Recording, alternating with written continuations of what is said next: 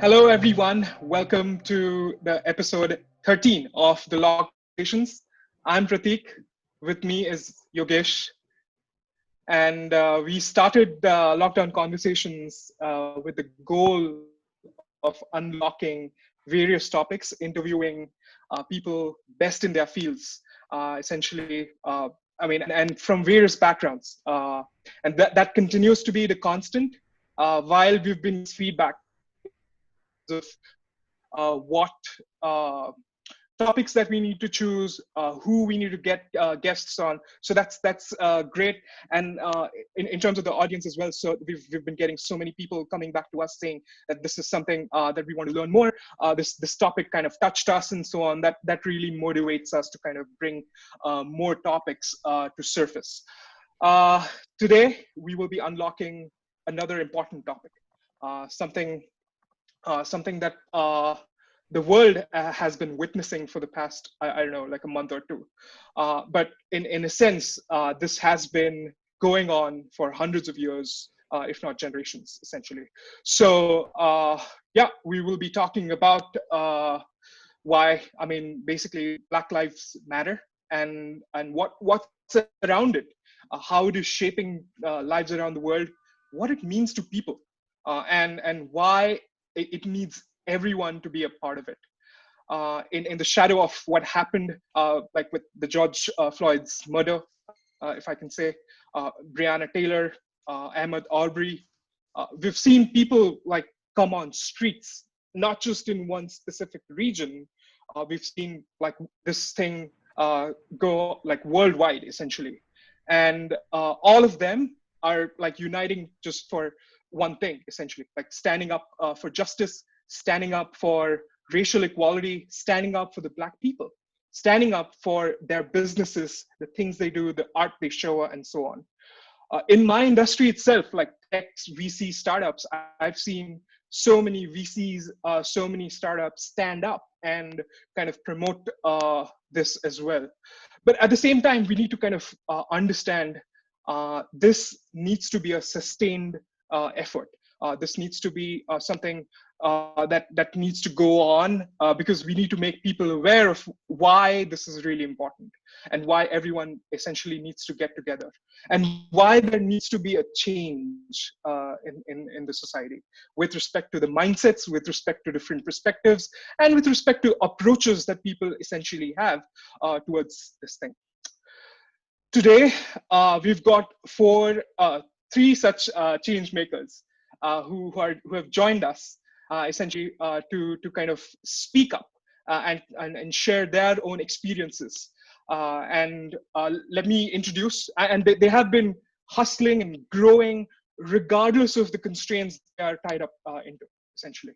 So without further ado, let me introduce Amano Miura, who's like student activist based in Ireland. She's joining us from Ireland. Thank you, Mano, for joining. We've got Nana Addae-Mensah, who's a security awareness expert, originally from Ghana. He's currently in the Netherlands. Thank you, Nana, for your time today. And we've got Kerwin Mckenzie, who is joining us from Houston, Texas. And thanks a lot, Kerwin, for joining. So let us kick off with like short introductions from all of you, just to set context with like the audience today who will be watching this maybe in the future as well. So maybe Amano, do you want to kick off? Hi, I hope you can all hear me. My name is Mano. I'm a student in Ireland. I've been quite vocal on issues of marginalisation, global conflict and refugee issues for the past few years.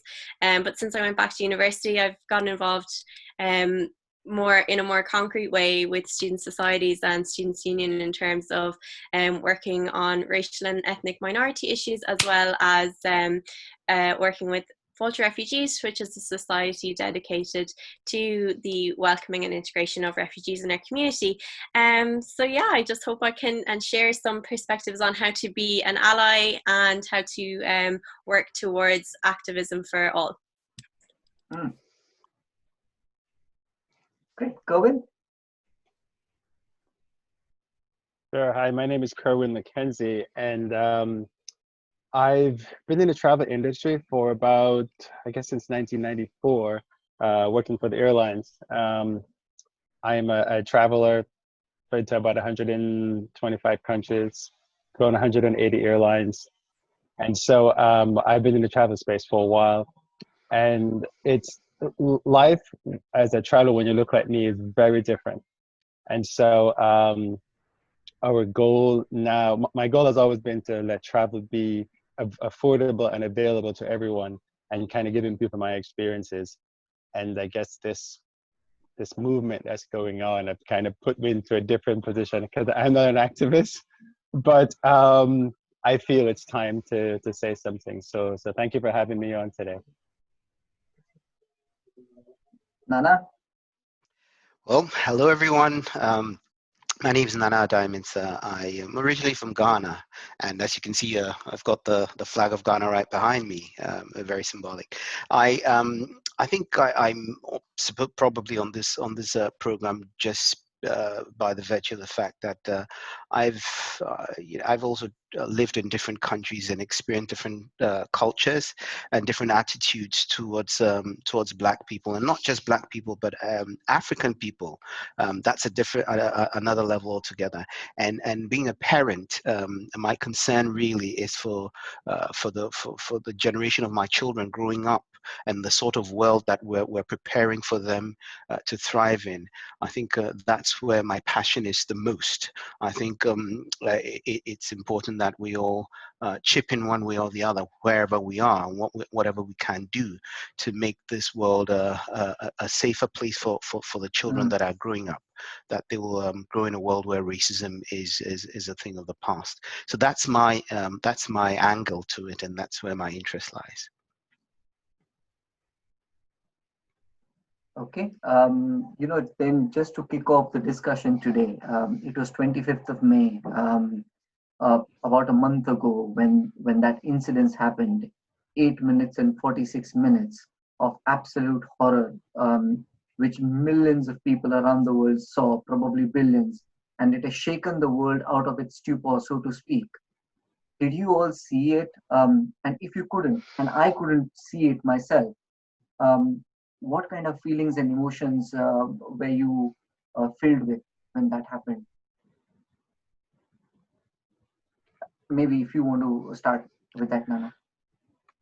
Well, yeah, I mean, when I saw the video of the George Floyd incident, I was horrified. I couldn't believe it was real. I wanted to, I had to pinch myself and ask myself, is this really happening, or is it a clip from a movie? Initially, that's what I thought. Is it a clip from a movie? And then I noticed that it was popping up on different platforms on social media, and I realized that this was really happening. And the first thing I asked, I asked my wife and said, "Have you seen this?" And she said, "You better not let the kids see it, because this is not." I mean, the words, I can't use the words I can't describe it. I can use the words she used to describe it. I was horrified, and then angry. I think that those were the emotions that I went through. Initially, shock, horror, and then anger. Asking myself, why should this happen?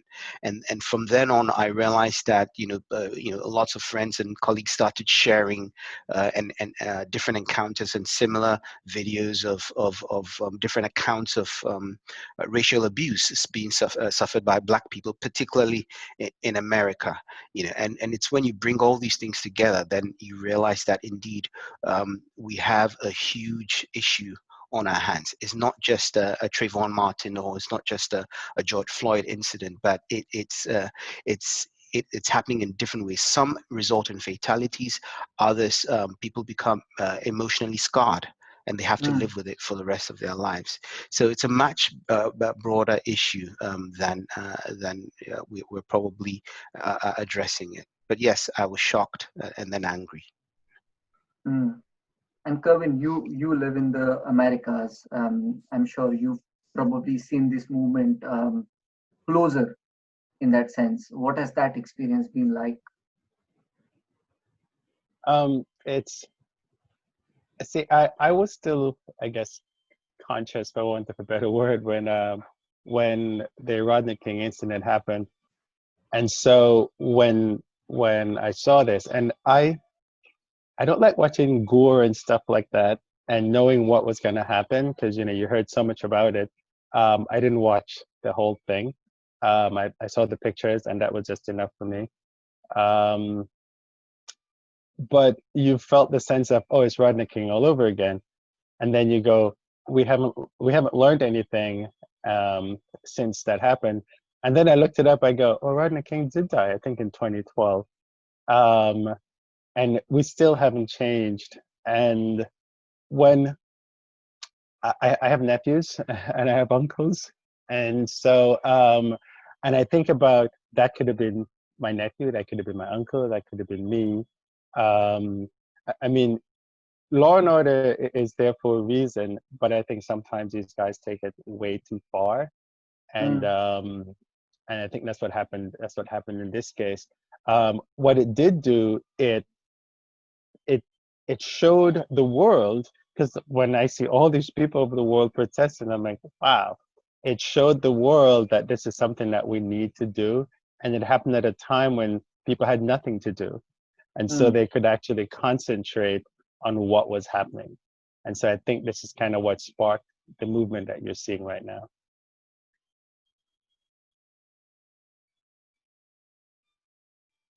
Okay.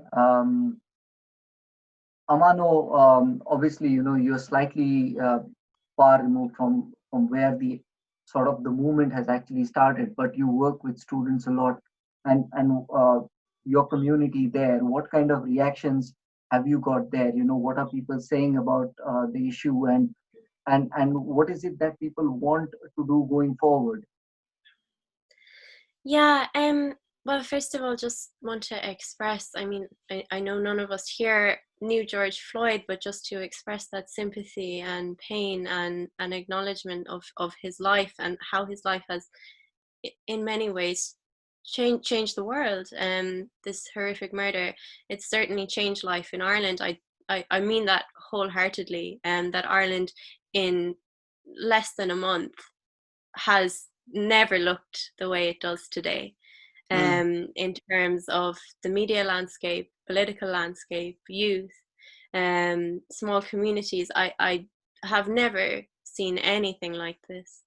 I don't even, to be honest, remember the first time I witnessed the clip, because it was broadcast so many times. I think, especially, people in their early 20s and teens, we live our lives so much on social media, that it was, and rightly so, this inescapable moment. But it wasn't isolated, not even in this lockdown period, because only a few weeks ago we had all been talking about Ahmaud Arbery and the white supremacists who literally hunted him down and took his life. So it is certainly an accumulation, I would say, since the foundation of the Black Lives Matter movement since 2013, of people, non-Black people of color and white people, trying to figure out, why do I need to say the words Black Lives Matter? Why do I need to say that out loud and mean it? And where is my role in that? And why have I in what way have I contributed to this environment where we are seeing Black lives being valued less? So yeah, it's been an incredible moment, which I will certainly talk about more, the student community coming together and just the effect it's had in one small country like Ireland. But yeah, I would say that it has, this moment has changed the fabric of our society, and I think a lot of European societies actually, because we have an enormous legacy of colonialism to deal with. South Asia also does. which has embedded racism into the structures of our countries, whether we like it or not. And now is the time to acknowledge it.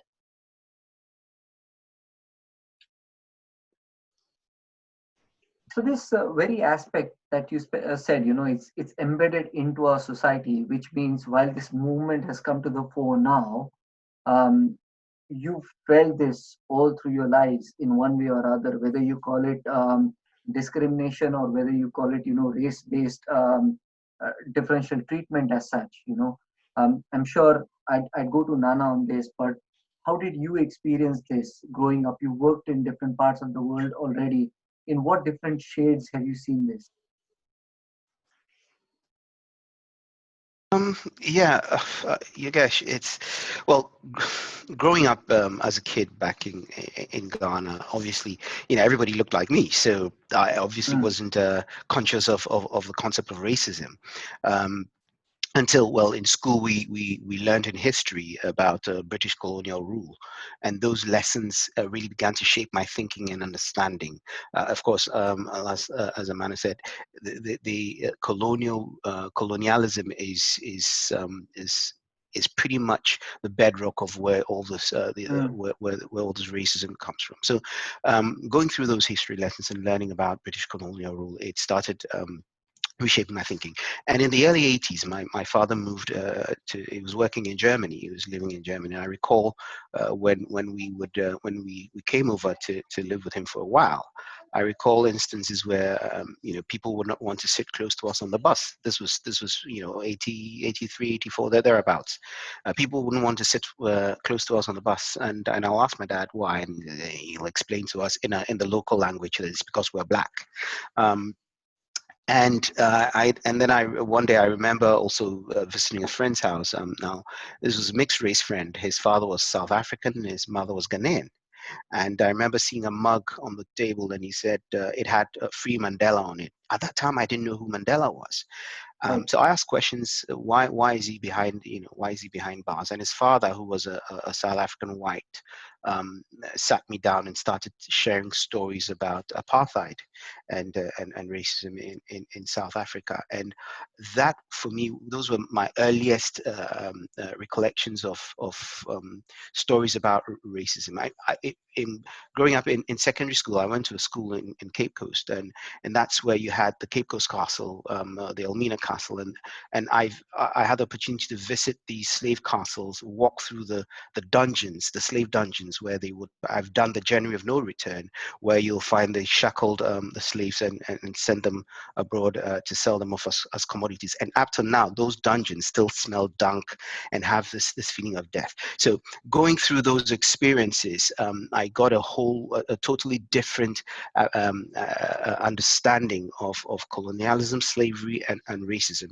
And then moving abroad, living and working in abroad, I've experienced it differently. It manifests in different ways, either through stereotypes or blatantly, in your face like that, or in a very subtle way, microaggressions. The whole list, it comes together. I think we could spend a whole hour picking out various examples that I've witnessed. But I guess just to set the tone, this has been my story, my journey, and coming to terms with the concept of racism.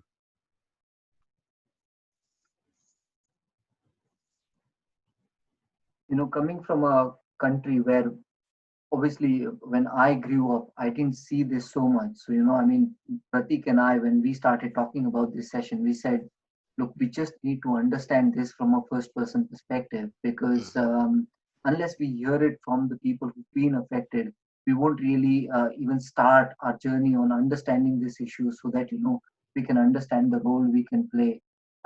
Kerwin, you've traveled a whole lot. You said 180 countries or so. In what different ways have you experienced this yourself? I'm sure, the movement and the work you do currently was actually born out of that. So if you could share some of those with us. Sure thing. So interestingly enough, my first trip, maybe my second trip, I was born in Jamaica. My second trip out of Jamaica, I went to school in Barbados. And I was 17, meeting friends. And I met a guy, and he's he's we're now actually really good friends. But he asked me, he goes, "Why are you so dark?" And I said, "I don't know," because it was something that never. I grew up in Jamaica, and so it was something that never occurred to me. And then I started to think, in Jamaica, the motto is out of many, one people. And then I started to think, I'm like, oh yeah, I went to school with an Indian guy. I went to school with black people. I went to school with Chinese, whites, all different races. But it never occurred to me until I stepped out of Jamaica and someone asked me that. And as I travel, people look at me differently. They treat me differently. Some treat me, they want to touch my skin. They wanted to ask me if I comb my hair. And I'm okay with that because I understand that we look different and people just don't understand. And they see an image of a black person online or on, well, actually, there was no online back then, but on TV. And they want to try to see if that's the same type of person when they see someone in the flesh. And so in the travel industry, it is not diverse. It's an industry where, as Black people, you don't get a lot of opportunity just because of what you look like and people's biases. And so a group of us, we form what's called the Black Travel Alliance, and it's at blacktravelalliance.com. And the purpose of that is to help amplify the Black voices and look for alliances in the industry and try to tell brands that, look, we have just as much talent as our non-minority friends, and you don't pick us, you treat us differently, you pay us less, you don't give us the same amount of opportunities, but we have an audience. And one of the interesting things is that I don't get a lot of work from the brands because they probably think my audience is Black, but my audience is primarily white.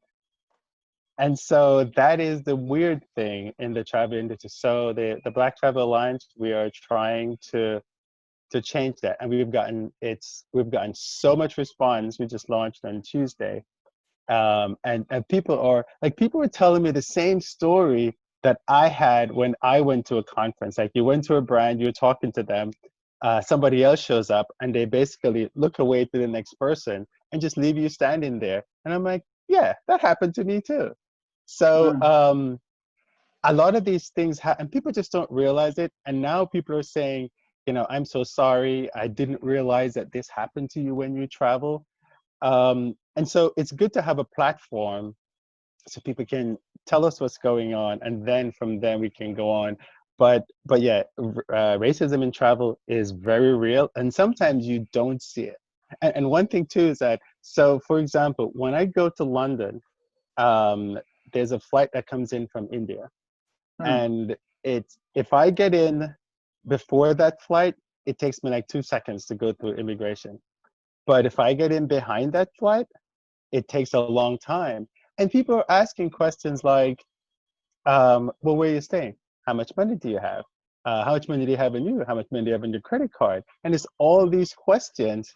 And then, as an American, although a Black American, I walk through, people are like, oh, go ahead, it's fine. I don't even know where I'm staying at the moment because I'm going to do a hotel or something. But a lot of that stuff happens and people don't think about it, but it does happen in travel a lot.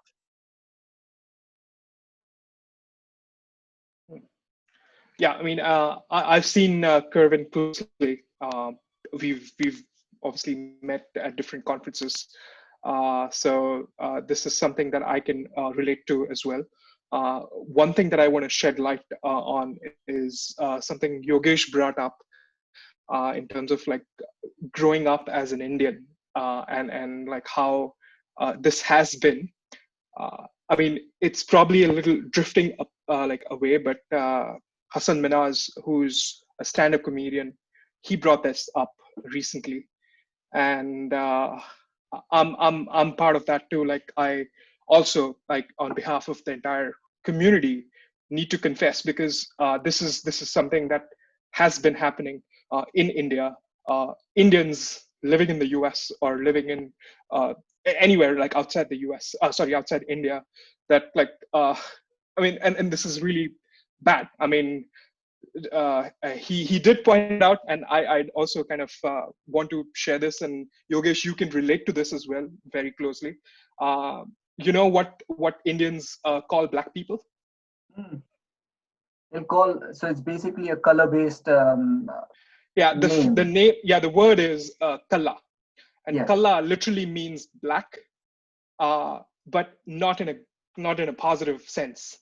And it's I mean, I'm literally shivering right now. I mean, it's basically I mean, and this is not for the black community, let's say in the US, that's like another way apart. But even in India, let's say if you're like having like color black, you're not considered great. Like you're like, okay, you're not good in the family.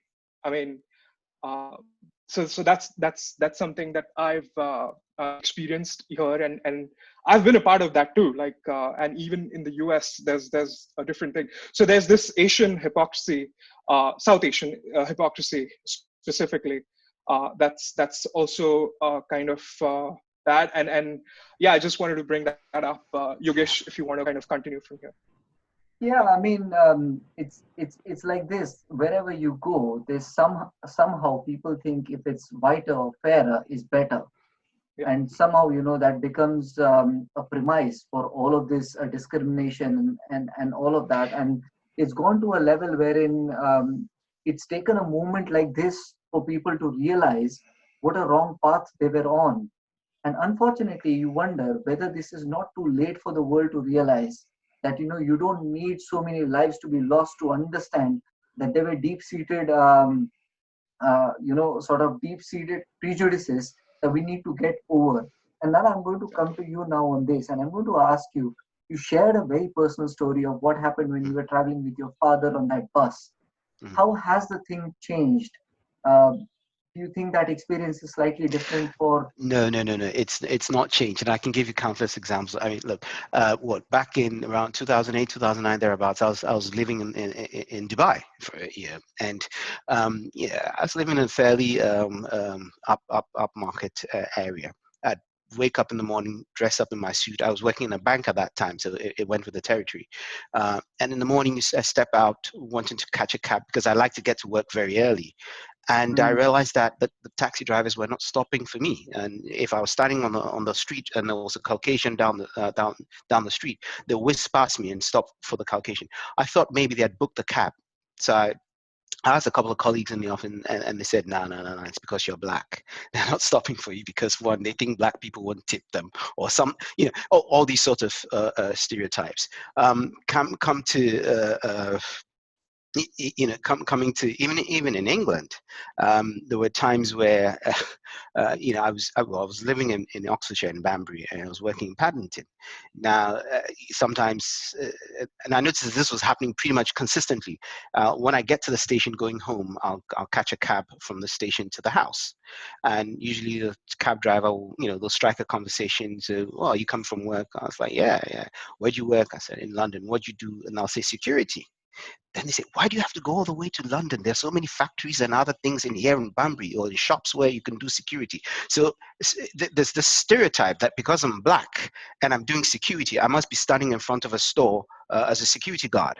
And there are times where I'll let it go. But then once we drove to the house and they saw where I lived, then they'll ask me, are you sure you do security? Because it didn't quite match the stereotype. Do you see what I mean? And it was, initially I thought it was one day, but it was constantly happening. One day, one of my sons asked me, Daddy, what do you do when we go to school? We need to say what Daddy does and what Mommy does. My wife's a lawyer, so I said, oh, go say Mommy's a lawyer, because I knew if they go and say Daddy does security, presto, you can imagine they'll be teased. Your dad's a security guard in front of a shop or a Tesco or something of that sort. So those stereotypes have not changed. Those things are still very, very real. I think, Yogesh, even you probably, I recall once you shared an example with me at a cricket club. Somebody asked you what you do. You said you work at Vodafone. They ask you what call center. Immediately, the stereotype is there. Yeah. They ask you what call center. Why should it be so? So nothing has changed. Nothing has really changed. Perhaps it used to be dressed in shorts and now it's wearing a tuxedo. It's all the same thing. It's just being manifested in different ways. But fundamentally, nothing much has changed, at least in my experience. I mean, prior to the call starting, I was sharing an example of even my kids. When they were 5, now they're 6 going on 7. When they were 5, when we moved to the Netherlands, in the new school that they were in, one kid, he was also about their age, about 5 years, called 2 of my sons stupid black monkeys. At that age, at that age, what are they being taught in school? Who's telling them this? Where do they get these ideas from that if you're black, then you're a monkey? It's on our screens. When they watch football, footballers, bananas are being thrown at them. Why wouldn't they associate all black people with being monkeys? Recently, in the neighborhood, they were playing with other kids. There was a neighborhood birthday party, and they went out to play. And one of my sons came home crying. Why? Because he'd been kicked on the floor, and he'd been called a pig. And I was livid. I could have, I tell you, if I'd laid my hands on those kids that day, perhaps I would have done something we'll all regret. Eventually, the family of that boy came over to the house together, all of them, and they came and asked the boy to render an apology to me and to my son. Fair enough, he rendered the apology. But the question is, what are those parents teaching their son or their kids at home? What are they doing? What are they telling them? What are they teaching them about race? Why should that boy, I think that boy was about 9 or 10 years old. Why should a child of that age be feeling superior to my son and be calling my son a pig and kicking him around just because of the color of his skin? Why should that be happening? It tells me that the educational system is broken.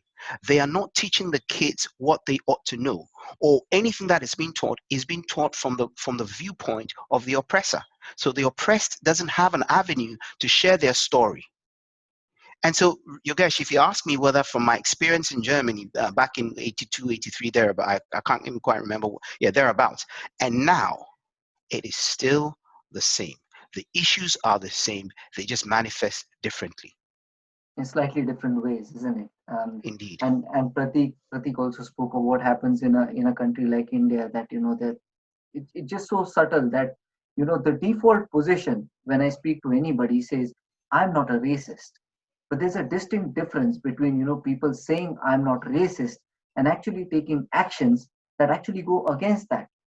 And I'm sure I'm going to go to Kerwin now. You would have seen this, that just because of the color of your skin, you get treated slightly differently, and it's mind-boggling to actually believe. And the default position, like when you interact with people will just say, what, that's not me, but the actions speak otherwise. So it's almost like, put into the same position, the reaction for somebody who's colored is different as against somebody who's, let's say, of a fairer skin tone.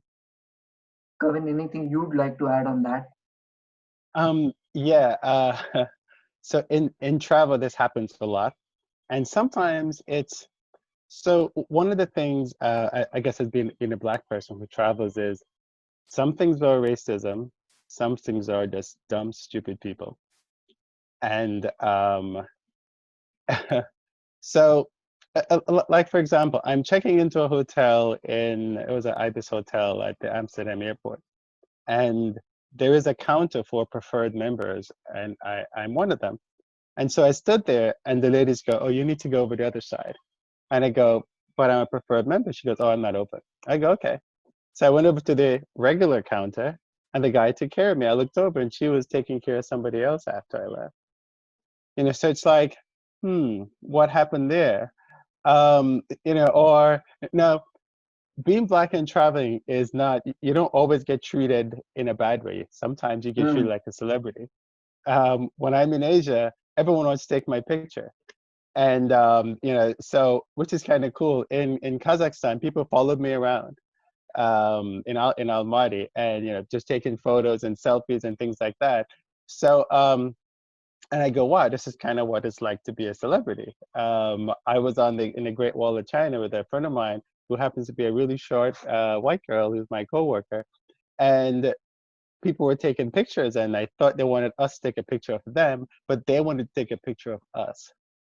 So people, the thing with people is that we're really curious, and what I try to do as I travel is try to educate people. So if somebody treats me really badly, I don't go off the deep end. And one of the reasons why I don't go off the deep end is because if somebody is looking and seeing what's going on, they immediately think I'm wrong. And I'm not the one who's wrong. And so I'm gonna have to, if I start shouting, security's gonna come and they're gonna ask me, they're gonna try to arrest me. And it's like, but I'm not the one who's doing anything wrong. They're the ones who's doing it. And I've seen that happen because I was checking into a hotel again, and I was booked in book a hotel. They called me up and said on my way there that they're oversold, so I don't have a room. Now hotels have procedures for this. And so I get there and I'm talking to the lady at the counter, and I see the security guard approaching, who happens to be a black guy, Nana. And so, and he's coming up to me, and I'm just standing there, and I'm talking to the lady, and I'm very calm, and I'm not saying anything. And so, because I know what's going to happen, if I get really mad, the security guards are going to do something because that's his job. And I don't want that to happen. So I try to de-escalate situations rather than get really mad and make it worse. Because when adrenaline starts flowing, no one listens and they're sorry later. So I'm kind of, different. When I travel with some friends, they get really mad. I said, just go away. Let me take care of this. And then I take care, and they're like, well, is that with me? I'm like, well, we're here for vacation. We're not here to argue with people. So let's just move on. So I'm going to ask a slightly heavy question on this now. So when it comes to justice system as such, the principle is you are innocent until proven guilty. Do you think in case of the colored community, it is almost like you're guilty unless you can prove you're innocent? Sometimes that does happen. One of the ways that we as Black people can fix that is we need to vote. I know people say, my vote doesn't count, but in times like these, your vote really does count. The other thing too is that when you're registered to vote, at least in the US, I don't know how it works in the other countries, you get to go in jury duty. People hate jury duty. But whenever I go and do jury duty, I'm the only Black guy there.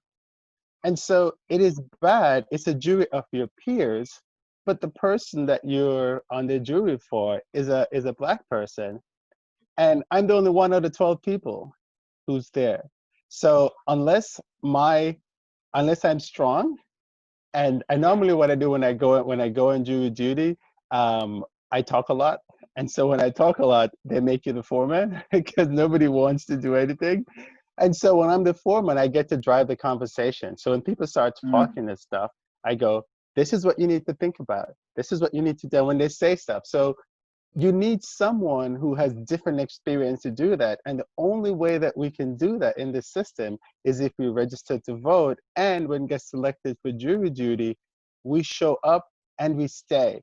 I know we have a lot of other things. I mean, I was on jury once and there was 2 Black guys, and the other guy said he doesn't want to be here, so he's going to figure out a reason to leave. And I'm like, seriously?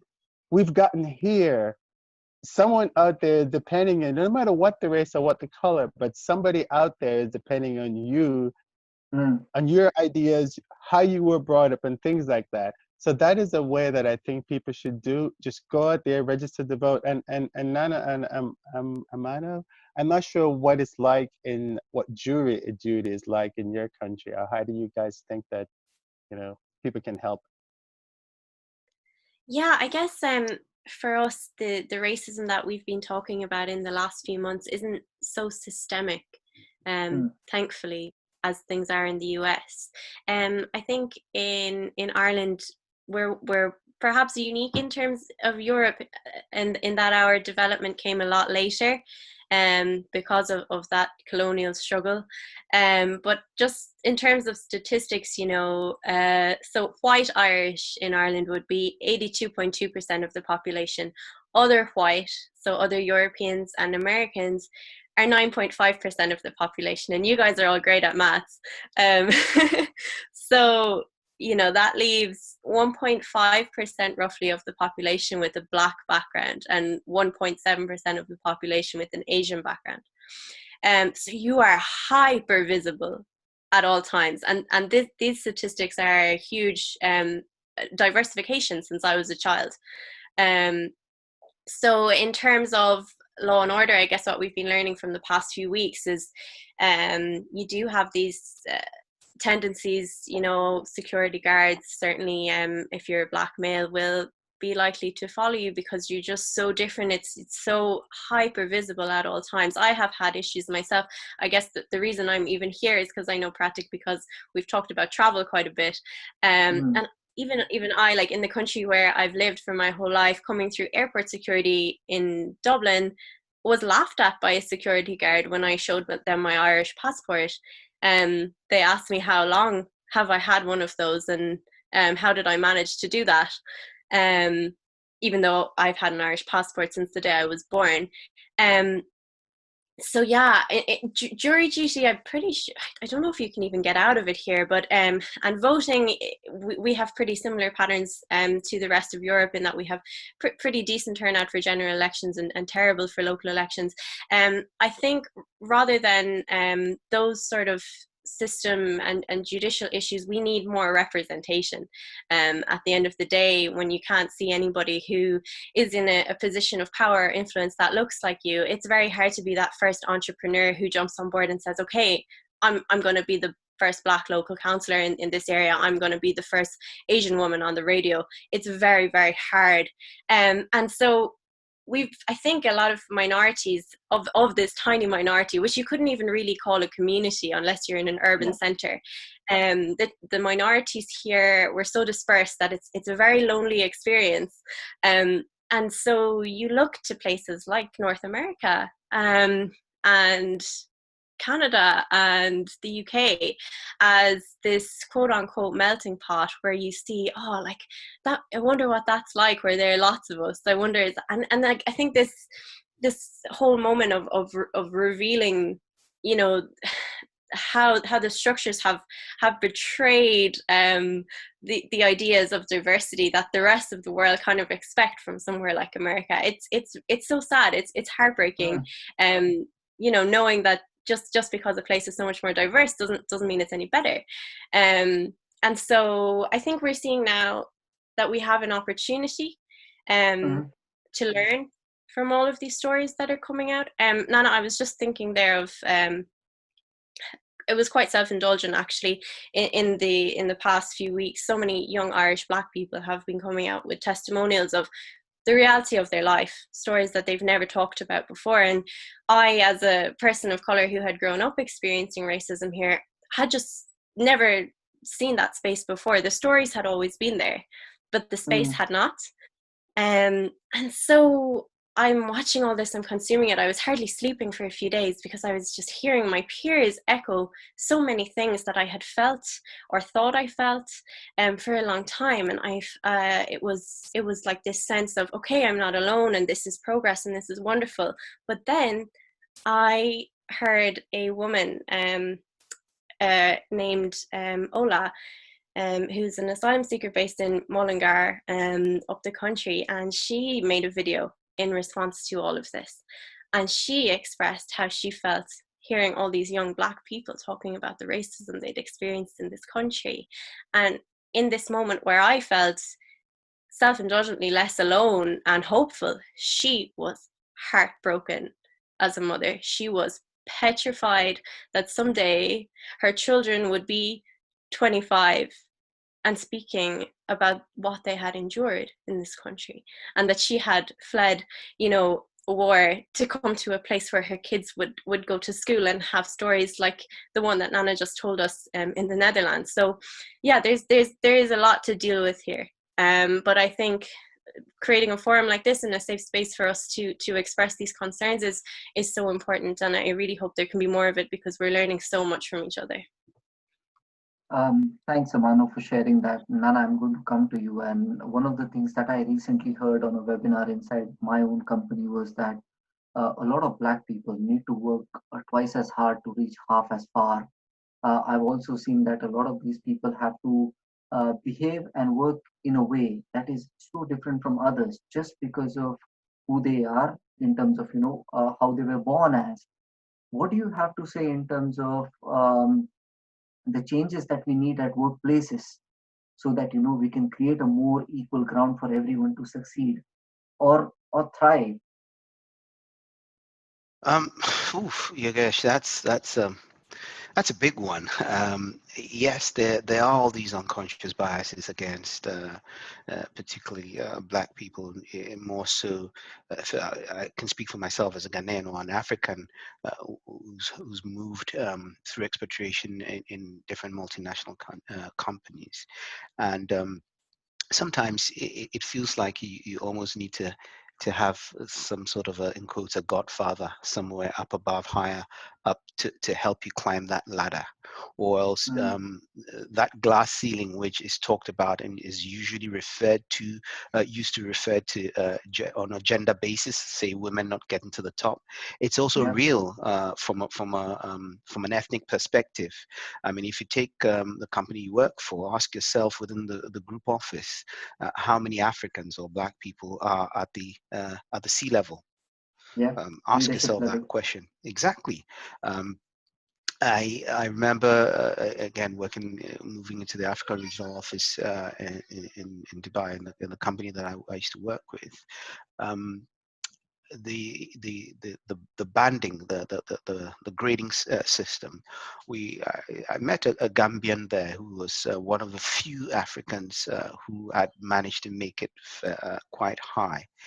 And I remember he sat me down one day and said, "Look, Nana, all the Africans here, we need to come together to help each other in terms of helping us understand how to navigate the corporate world, Mm, and also giving us a platform to showcase our talent and what we're made of." And right from the start, he said to me, "Look, you've got to work twice as hard to even get the recognition that you deserve. You're here on your own merit, but it is seen through the eyes of people that you're somebody is doing you a favor to have brought you from Africa to this place. You know, it almost felt as though you're in that position because you're being taken out of out of an environment of squalor. So you should be grateful for it." But you're mm, there by virtue of the fact that you're talented, you've worked hard, and you've earned your seat at the table. But it never feels that way when it comes to assignments and just subtle little things like that. We always tend to feel that disadvantage. Even the way we dress. I remember there was a Nigerian colleague I had, and we always used to say, he always used to say, "Lana, you've got to dress the way you want to be addressed." As an African, take note, you will notice that most Africans who work in multinationals will go out of the way and spend on clothing to appear very to appear to present a certain yeah, appearance, because that is what would probably earn them the respect that they require. You can see if you have two CEOs, one could come to work in a t-shirt and jeans, but if they're Caucasian, nobody's going to think that they're part of the janitorial staff. Try that as a Black man or as an African, and immediately you'll be shown the service elevator, that, oh, that's where you need to enter the building through. So we have to, even the way we appear, the way we dress, we have to go over and above just to be taken seriously and to be regarded as competent enough. And that's not right. That is definitely not right. Do I have all the solutions on how to fix this? Probably not, and probably not at the yeah, setting. But it's about having the forum to talk about these things and to unearth them. When we talk about diversity in the workplace or diversity in the boardroom, it shouldn't just be about gender or disability or sexual orientation. It's also about just the diversity of talent and the backgrounds, because we all come with different experiences and different backgrounds. And once we're able to bring that all together, it's even to the advantage of the organization. But if you keep the same sort of homogeneous type of people in one place, the thinking is not going to be diverse. And that's why mm, we need to create opportunities for people like you and I to rise through through the. Of course, it should be a meritocracy. No mistake about that. But it should be a fair meritocracy. If there's anything like that, it should be an even playing field. And I think on cue, yesterday I saw Google has already come out with their announcement of saying they're going to increase 30% more sort of, representation of Black community in their leadership, because I think everybody sees the dirt there. You can't improve the representation unless you give people opportunities to rise through the ranks. So I think that's a message that companies are now started getting. One of the other things is, Nana, which I noticed about you when you were working is you were exceptionally humble and polite. And sometimes it made me wonder as to why is this, I mean, is that how you are as a person, or was that part of your defense mechanism, to sort of, hold and guard your position in the environment you would have been working in? Ooh, I guess, well, we're all different, and we all deal with situations differently. I guess that's my temperament. I'm probably a lot more reflective, and I'd like to think through, and kind of like what Kerwin said, not to be agitating, because sometimes when the adrenaline starts to pump, you might say or do things that would not even help your cause or the cause of your colleagues or people like you, and it would further reinforce the already negative stereotype that exists about your race. So it's important that you adopt a certain mature approach. There's a sort of humble strength, if that's a way of describing it, and using your intellectual power and ability to diffuse situations of tension and present your case in a very cogent way. And it does take time. But eventually, I believe that I earn the respect of my colleagues, and you yourself are probably testament to that. It does take time, but then over a while, I realize that people will say, look, people will come to me and say, look, Adana, I want your advice on this and that and the other, or what you said the other day made a big impact on me. Could you help me with this? I'd like you to help me, and then you build it from there.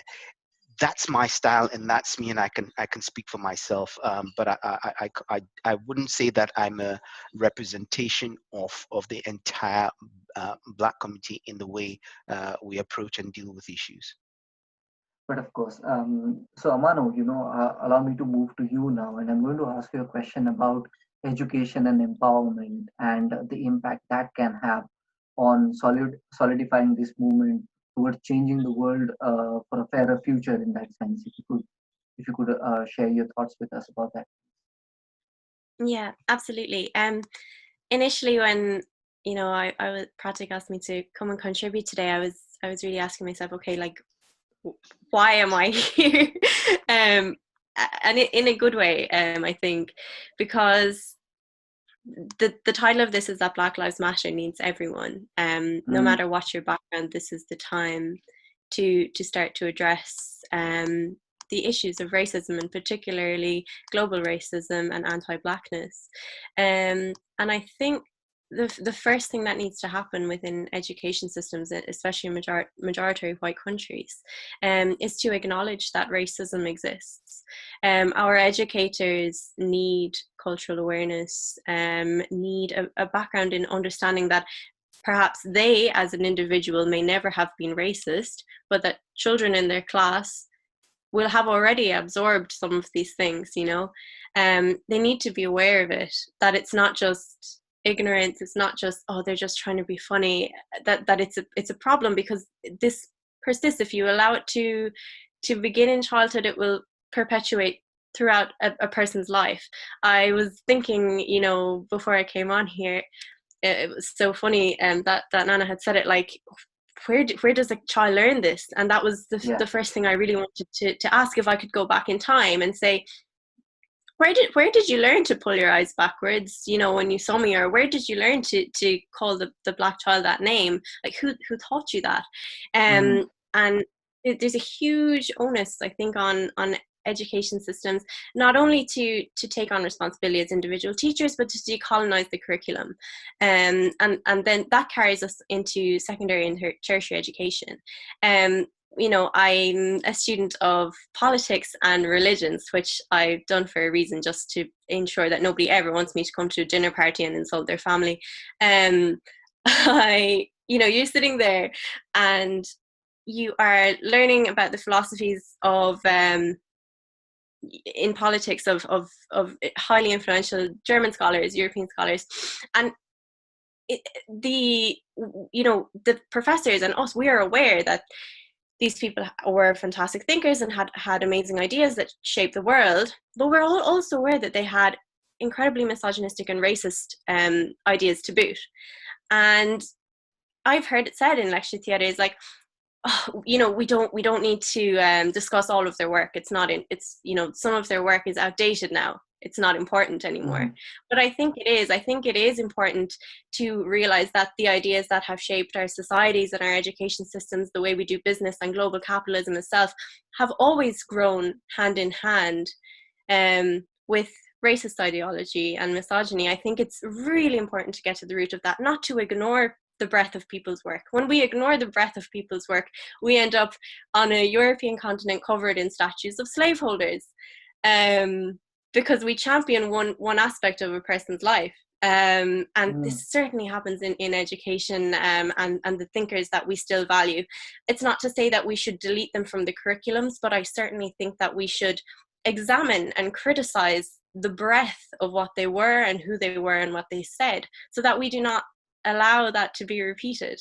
And yeah, I think across the board there needs to be more representation then. So like, okay, we're going to examine and criticize these quite influential philosophers in a different way, but can we include other aspects of thought into our curriculums? And I really found this through the study of religions, that one of the first things you're asked is, okay, like, why is this called a religion? Yeah. And this is called a paganism, or this is called a folk tradition. It's fascinating to see how this has been created through time, and that certain things have been given the privilege of a lofty word like religion, and other things have been relegated to the zone of an ethnic spirituality. So yeah, we need to examine every aspect of this. So that's really at the upper ends of education. Then education itself, especially at third level, can bring together so many people who genuinely want to change things, who are interested in listening to diverse perspectives, and who are from diverse backgrounds. University is amazing nowadays. We have so many international students. We have Erasmus programs across Europe. It's a dream scenario if we can learn to channel it and make the most of it. So yeah, that the first thing is that right to understand, the right for every child, white children, black children, Asian children, everybody should have the right to understand history in its full sense, not the history that has been written for generations by the majority elite. And yes, we need to also learn how to be collaborative. The charity model is so outdated, and I think that that's come up a lot in the past few days. Is vast swathes of money have been thrown at organizations by the general public, which is fantastic and is making a difference. But I think in a capitalist society, we often think that's enough. Okay, I'm just going to donate now and I don't have to do any other work.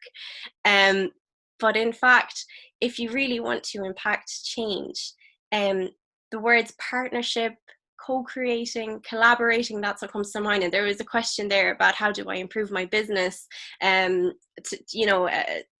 You need to reach out to people who you want to improve it for. Like UCC Falls Refugees, we work with asylum seekers, and you have to acknowledge, like, us as students, as Irish citizens, there's a power dynamic in the relationship with the people we're dealing with there. So if we're going to invite asylum seekers into our space, we need to give up some of that power and hand over the mic. It's not our space anymore. We've created it, and now we're giving up that power. So yes, to stand on equal ground, first of all, you need to bring people into your space, but you need to acknowledge, where am I privileged? How can I give some of that up today? And yeah, intersectionality, I suppose, is the final thing, whether it's in an educational setting or at work, you're starting a new business, you're going to have a music event or an art event, and you've thought about race. Okay, that's fantastic. have you thought about the intersection of race and gender? Have you thought about the intersection of race and disability? Is this space actually accessible to everybody, or is it just accessible to the able-bodied minority that I'm bringing in? Is this a space where people from every class and background are going to feel comfortable entering? And often we don't think that way, but I think this is the moment where we expand our horizons in what we can achieve, especially in public spaces. Amazing. I think, we could go on actually hearing some of this. We are at the top of the hour, so I'm just going to open it up to, take some of the questions. The first one that I'm going to take is from Emma, and she's asking, what can businesses do to support the BLM movement a bit more? And I'm going to ask Kerwin to, respond to that to start with. So one of the things that we're doing at the Black Travel Alliance is we're actually telling these companies, so you say you want to support us, here are 4 things that you need to be able to support us. And one of them is tell us how many Black people are in your companies and where are they in your companies. And also, we're going to come back and check up on you again and see, are you moving these people through the systems? I'll give you, so I have one share in Facebook. And the reason why I have one share in Facebook is so I could go to the meetings and listen what they have to say. I've been to about 4 shareholders meetings, and the Reverend Jesse Jackson is always at each of them. He stands up and he says, Mr. Zuckerberg and the board, I want you guys to hire Black people at your upper echelons. He's done this for 3 years. At the end of the 3 years, they hired Ken Chenault, who used to be the executive at American Express, to the board. But they haven't changed anything else. It's been 3 years, and now they said they have a diversity board or something like that set up. But that took 3 years. Why does it take 3 years for you to do that when you can just do an executive search and tell the executive company, I want a Black person? You did it for everybody else, so why can't you do it for that? And why does it take 3 years? So that's the kind of stuff that we're trying to get companies to do. And the other thing too is that once you get a Black person elevated to a certain level, there's so much pressure on this one person to do things. And then, people say, oh, so you hired that guy because he's Black? Well, your white colleague did it. You didn't say anything. So why is it that if a Black guy hires another Black guy to stand next to him, who we know, likes, and trusts, why is that a big deal? And so that's kind of what the corporations need to do. They need to just hire people. Go seek us out because we're out there. Thank you. Pratik, if you've got any others. Yeah, no, just to make a comment on. Sorry, can I just make a comment on that? A friend of mine shared a similar experience with him. I mean, he works in England in finance, and he works with pension funds, and they were one of the funds they were dealing with. There was a role that came up. He wanted to manage that fund, so he went to his boss and said, "I'd like to run for this job to manage the funds." His boss took him aside privately, said to him, "You know what? The trustees of this fund, most of them are union members, and quite frankly, they'd like to deal with a white person. So if you did apply for it, yes, I'll support you, but you won't get the job.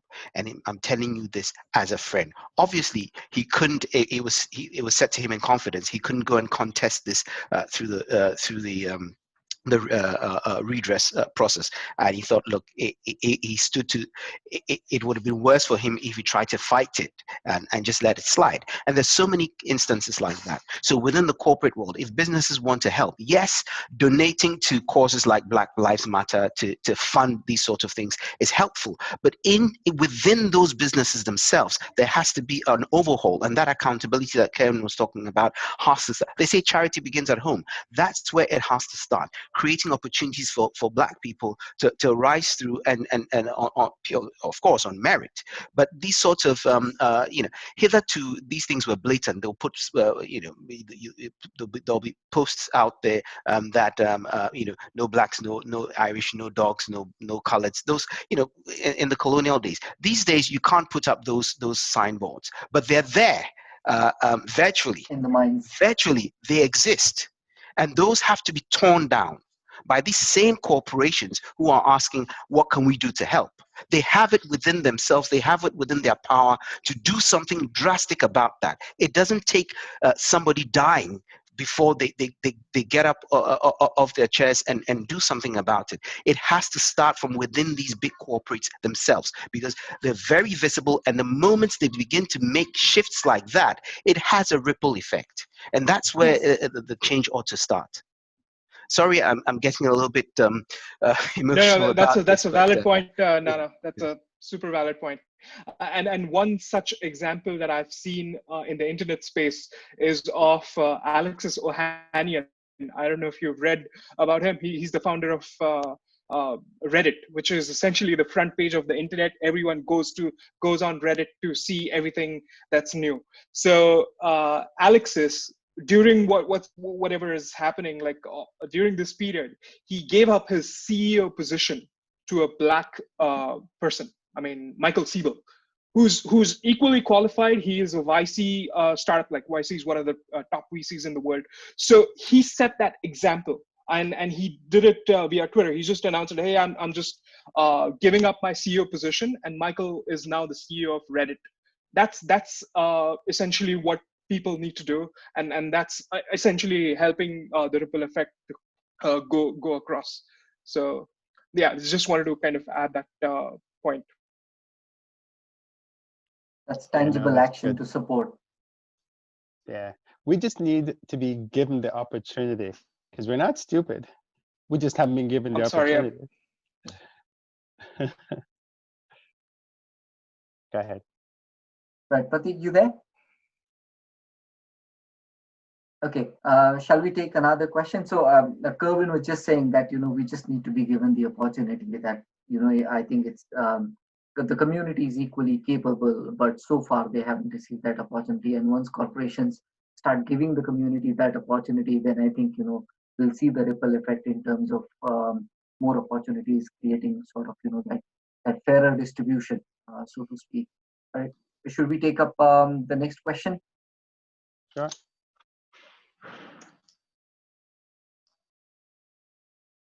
What was the next one?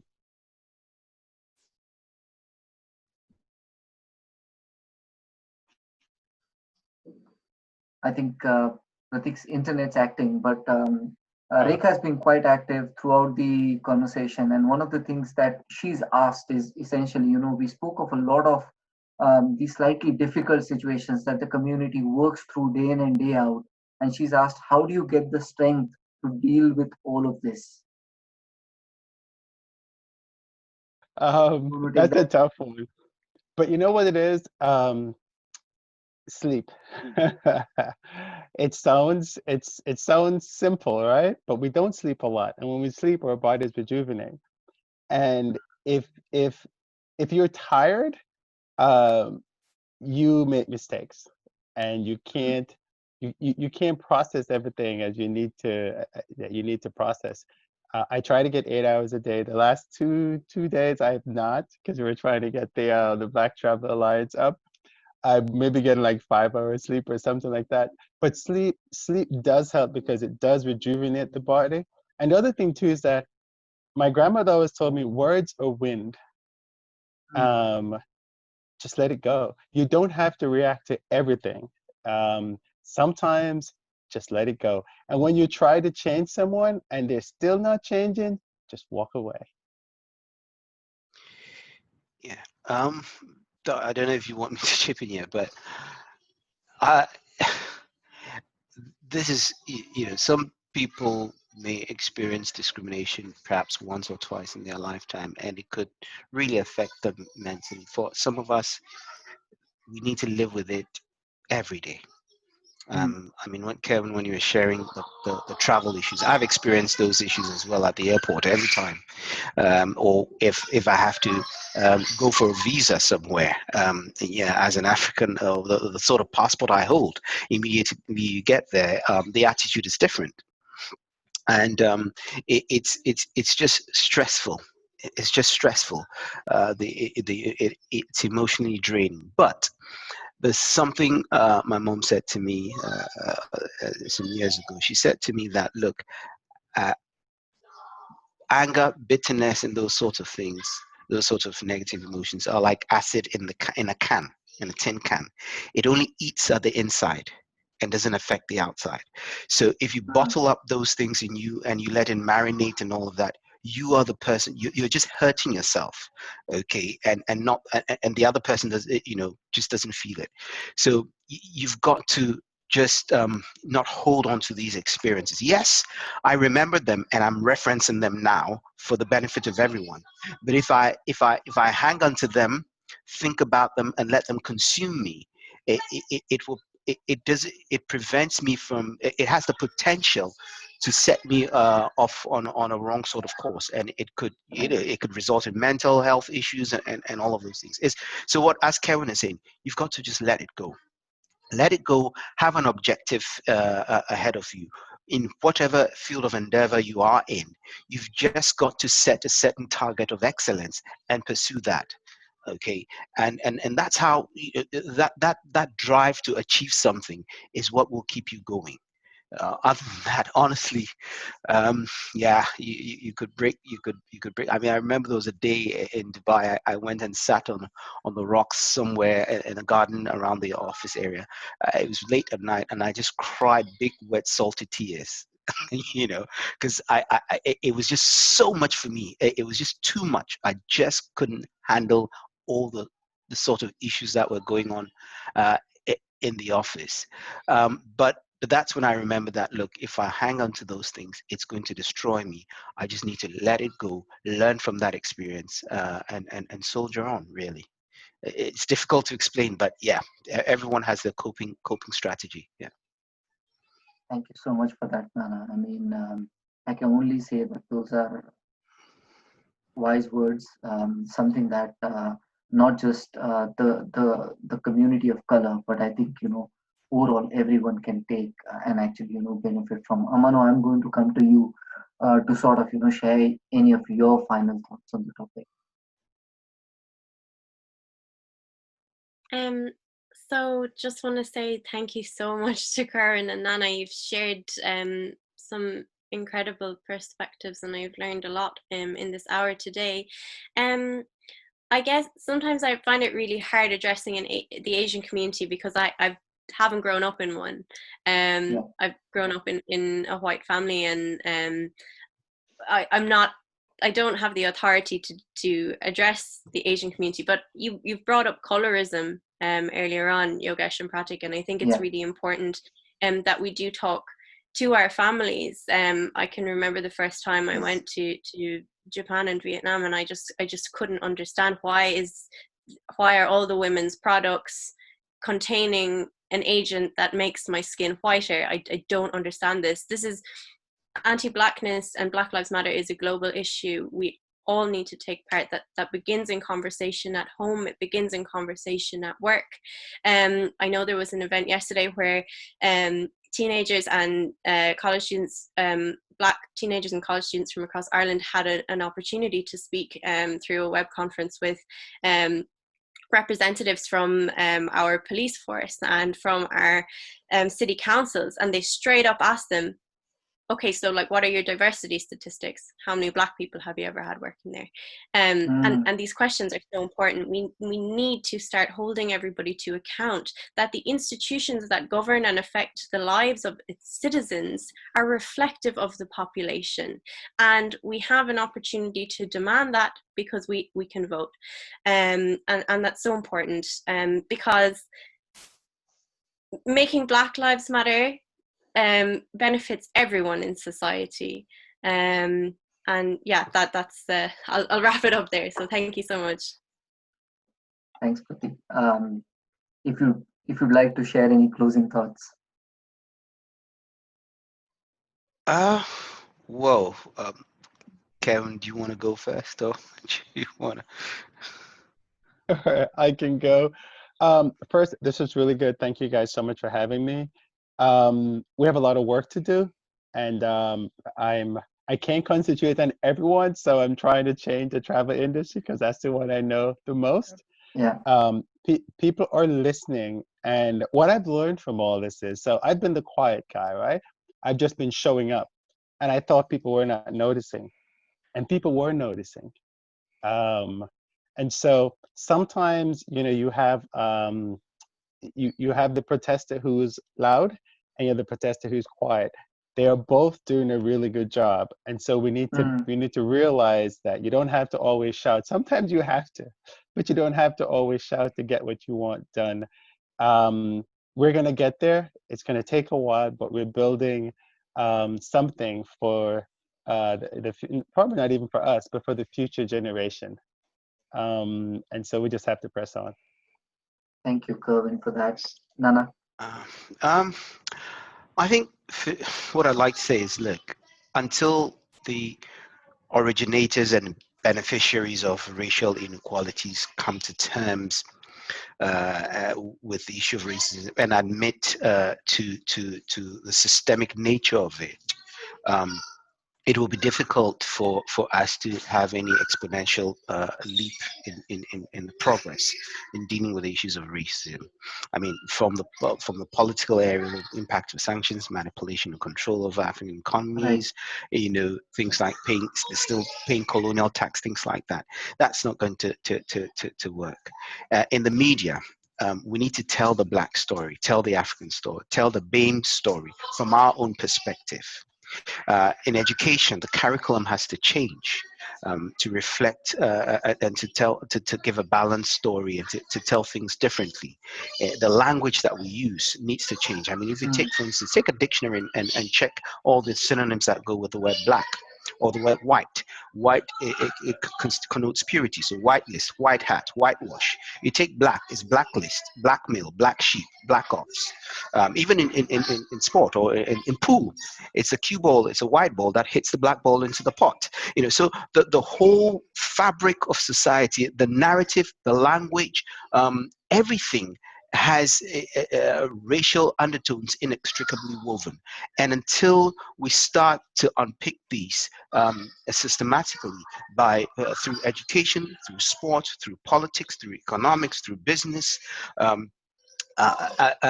until we begin to do that holistically, both black and white and colored, coming together to work at it, not just only blacks or black lives, or leaving it to Black Lives Matter movement.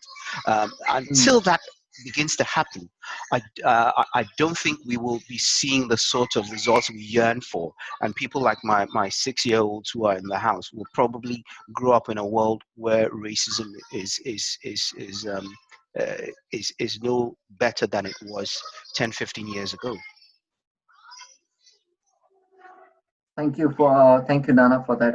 I definitely do hope and pray that the situation changes and the future that our children are given is more equal, is fairer, and is more kinder.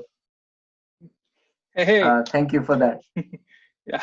I mean, just on cue. I just like to see all the children smiling like this in the new future. In that sense, that they are given the opportunities to thrive and succeed that everybody else gets, and hopefully that'll be the future we'll all grow older in, this generation.